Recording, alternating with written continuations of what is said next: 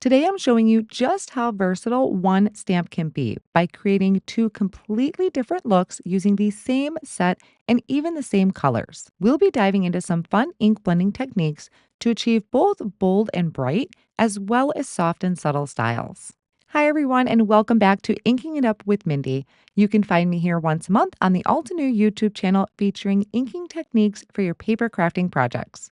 The set that I'm going to be using today is the Craft Your Life Project Kit Captivating Floral Swag, which has this beautiful large bloom, sentiments, coordinating die, and also the coordinating stencil.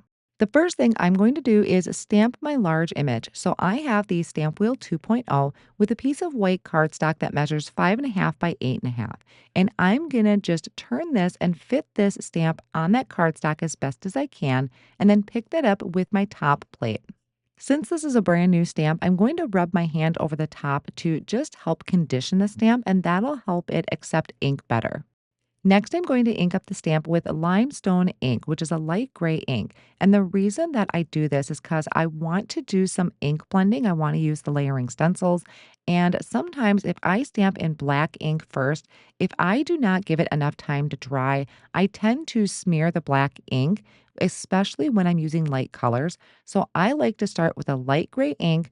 I will leave my stamp in this position, and then I'm going to come back and stamp it later to bring the bold black lines in. So I'm going to apply pressure to my plate to stamp that down, and I do create another one off screen. I'm going to bring the cardstock over to my 9 by 12 sticky mat and place the first layer of the stencil over the top. Now, each stencil actually has numerous images that are separated by an etched line. So you do want to be mindful of that.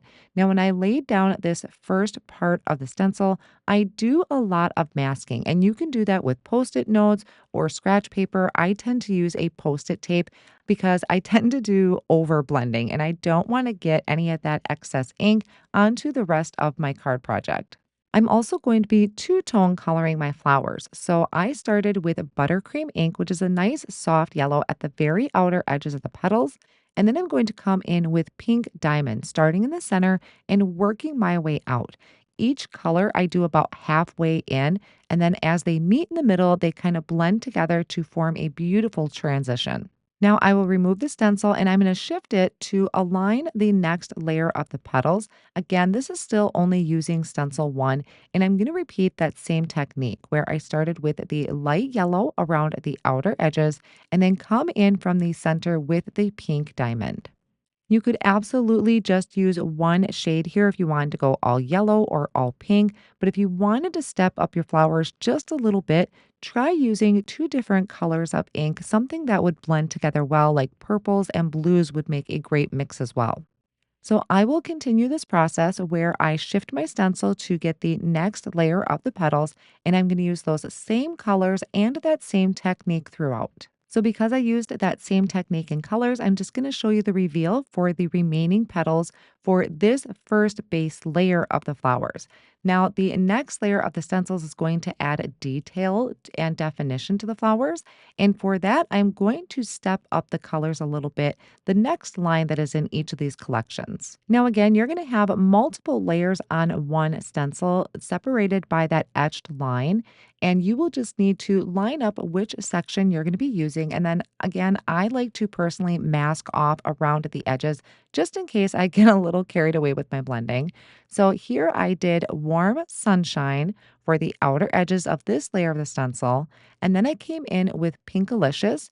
And if you really wanted to step it up a little bit, you could come in with the next shade of pink, which is Rubelite. The darker the color is towards the center of the flower, the more that yellow is really going to glow.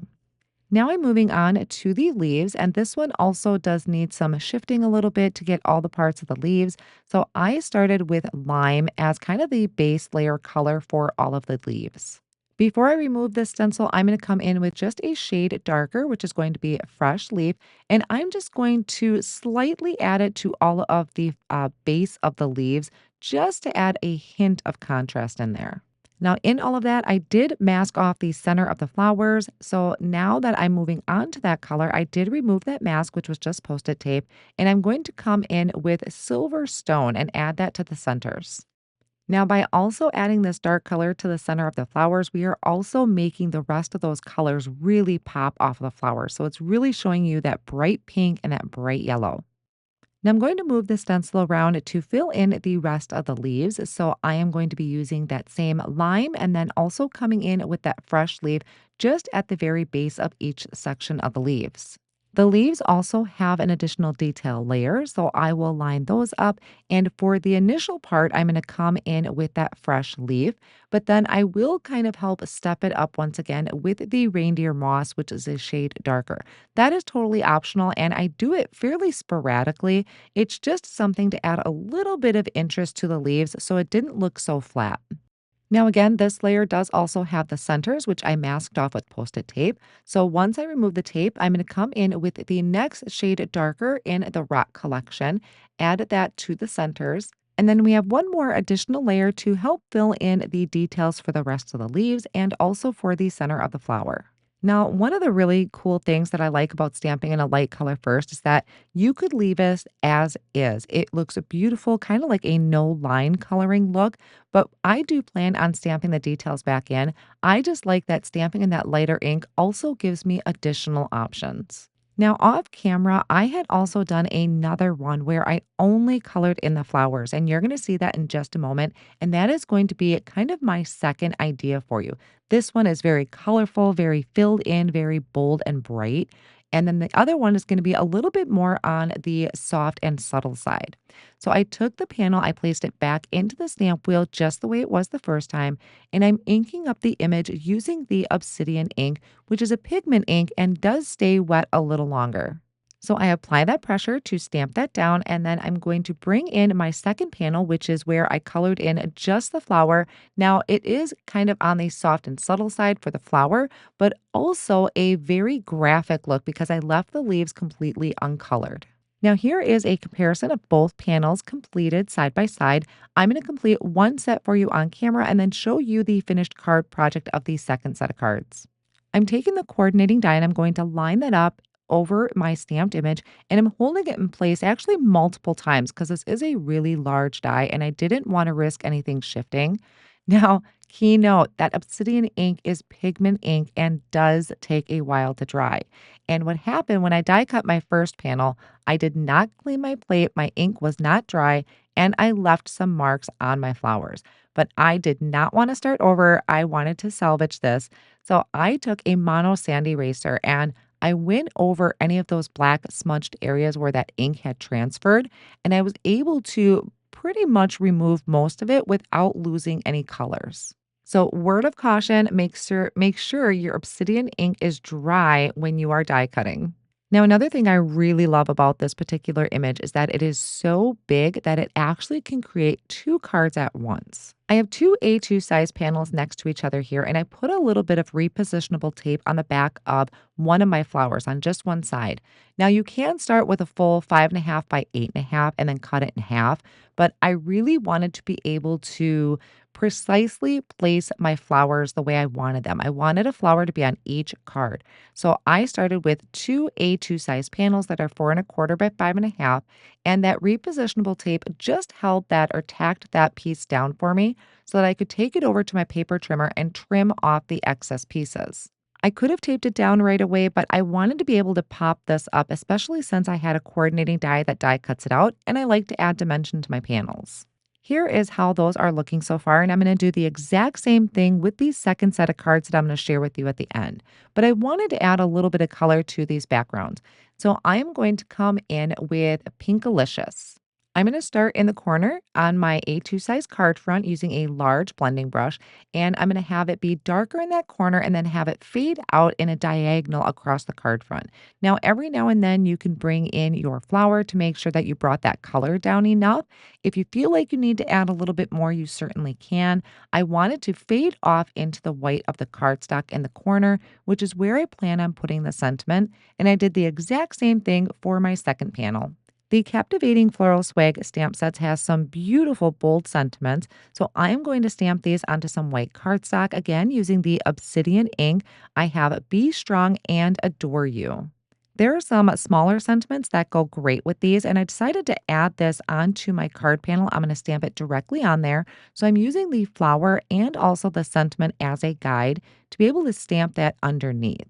So again, I brought out my stamp wheel 2.0. I'm going to ink that up with the obsidian ink and stamp that down. Before I adhere anything together, I do want to add a little bit of splatter and sparkle to my background. So I am using the metallic watercolor set, and I have this color that's kind of like a rose gold. So I just added a little drop of water and splattered that onto my background. On both floral panels, I did add some of the foam tape behind them. So once I remove the backing, I can tuck those up in that top corner. Now you can have these arranged however you want, coming in from whatever corner you prefer. For some reason, I am really drawn to having my images up in the top left-hand corner and my sentiments down in the right-hand corner. For each of the sentiments, I also added some foam tape behind those to pop them up on the front of my card. Now here's a look at the other two panels that I created using the background where I only ink blended the flower. And for this one, I did backgrounds using warm sunshine ink in the same manner that I did the pink background, except for that one, I did black splatters in the background. So these are just two of the many ways that you can use the captivating floral swag from the Craft Your Life project card kit. Thanks so much for joining me today on Inking It Up with Mindy. I hope you enjoyed seeing how one stamp set can go in totally different directions with just a few inking techniques. Wait, we have more where that came from. If you're after fabulous card making tutorials, you are definitely in the right spot. Our amazing design team create and upload fabulous video tutorials right to this YouTube channel. If you don't want to miss another amazing crafting tutorial, don't forget to subscribe and click that fun red button that you can see. Let's become paper crafting experts together.